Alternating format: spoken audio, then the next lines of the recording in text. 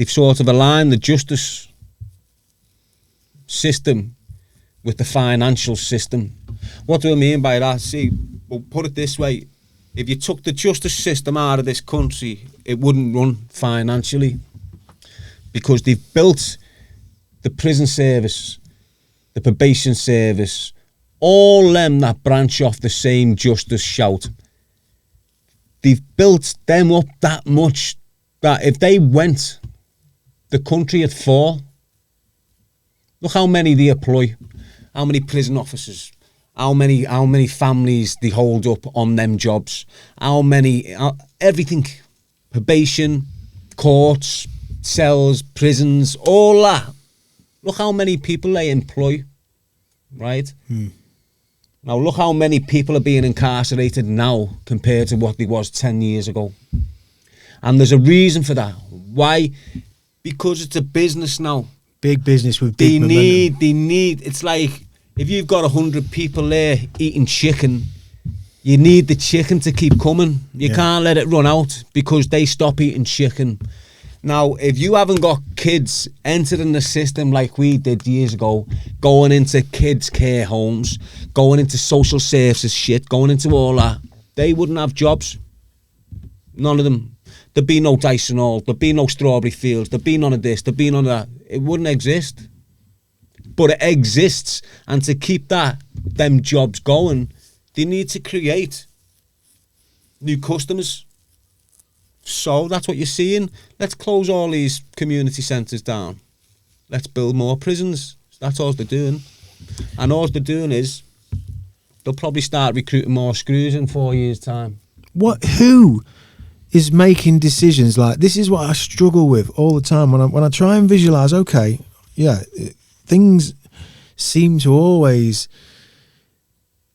align with where the most money is and the least honour tends to be.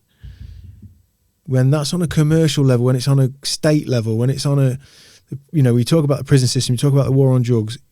At some point somewhere, human beings are sat around a table and they have to make decisions and they have to say, look, what's going to be the right thing to do? What's the best thing to do here? And all I can imagine is they just must look at the numbers and someone presents, fucking this revenue over the next 5 years, blah, blah, blah. And then people must just have like a diminished responsibility. Like, we're part of a group making this decision, so it's not on me. We're not attached to it. The damage, we don't see it. But at this point in culture, we can't avoid it. It's everywhere. We're broken, aren't we? We're not broken. We're not broken. Well, I feel like young people's chance at the minute is harder than ever. It is at the moment, but what's going on right now, this is people becoming awoke. Coming around to it. It is what it is. We're recognising that used rats have been damaging us for so long. We're not taking it. They're recognising that we're recognising it, and they're putting things in place now to stop it happening. Lockdown, masks, all this mad stuff that's gone on in the last few months. It's to take our minds off what's really going on behind the scenes. And the bottom line is this: I'm a religious person, and I believe that there is a devil. And I believe that there's Satan. And what I'm hearing about all these satanic rituals that all these top politicians and celebrities have been participating in, abusing kids. This is what's happening now. This is the real fight between good and bad. What's going on right now? It hasn't climaxed yet, but you're seeing it. Everyone in the world's seeing it. Everyone's feeling the tension. Everyone's feeling something's happening. You need to keep the positive energy coming from you, because what's coming is a good thing. What is coming to the world is a good thing. Loads of people may die, and this might happen and that might happen, but it's a good thing what's coming. I don't know what it is. I've been saying for months, I can feel something great coming. I don't know what it is, but I'm feeling it, and I'm waiting for it to come. Well, I like hearing that, because, the combination of, you touched on it there, COVID, I mean, we've been spun out to such a degree. I mean, I don't think it's always after the fact, when you look back at something where you can start to maybe try and unpick it a bit and think, what the fuck happened there? And we've been doing podcasts throughout COVID. In the lockdown, my brothers at the time came on. You know, the studio's isolated on its own, so we were cool. We were done our quarantine, so we carried on doing podcasts. And I'm really pleased because we covered it, and we spoke openly and honestly and vulnerably about what the fuck's happening. And in however long in the future, we're going to look back at it and go, what the fuck was happening? And then when we talk about the new normal, it's difficult to, when you think about the nefarious, as you're pointing out, the darker elements of why things happen sometimes, why power needs to maintain its momentum, its pattern, its stronghold. It's difficult to, it's difficult to let yourself think, fuck me, is that how it is? You don't want to, you're scared, you don't want to think that things are as dark as that.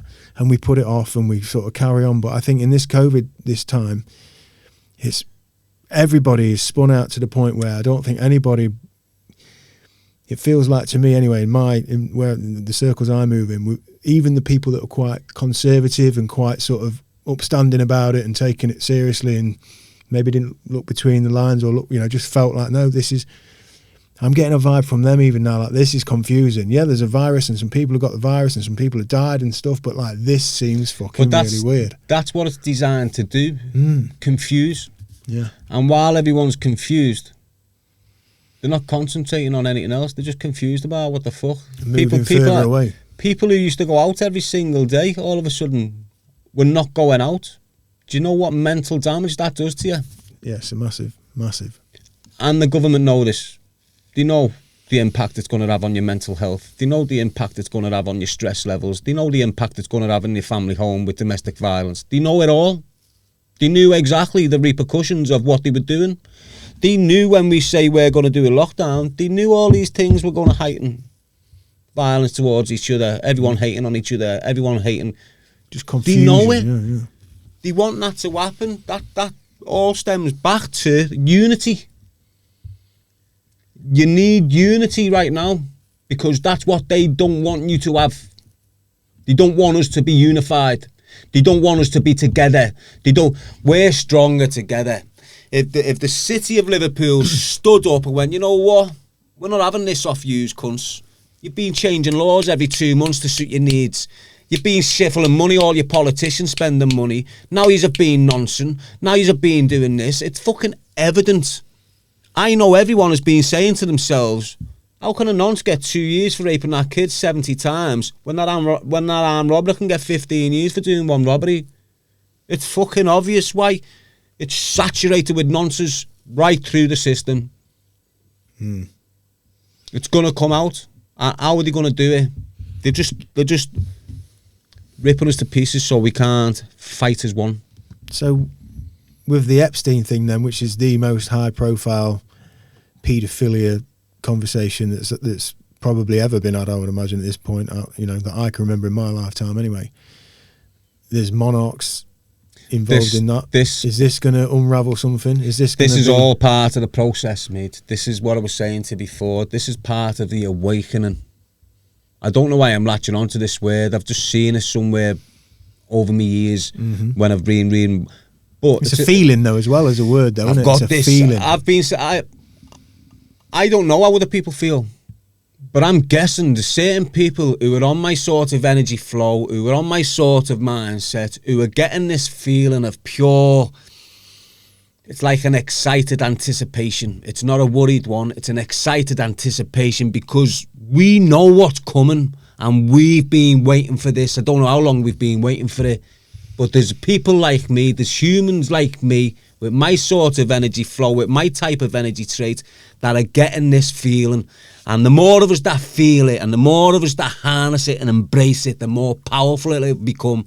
And once we get that energy that's powerful, it'll flow right round the world.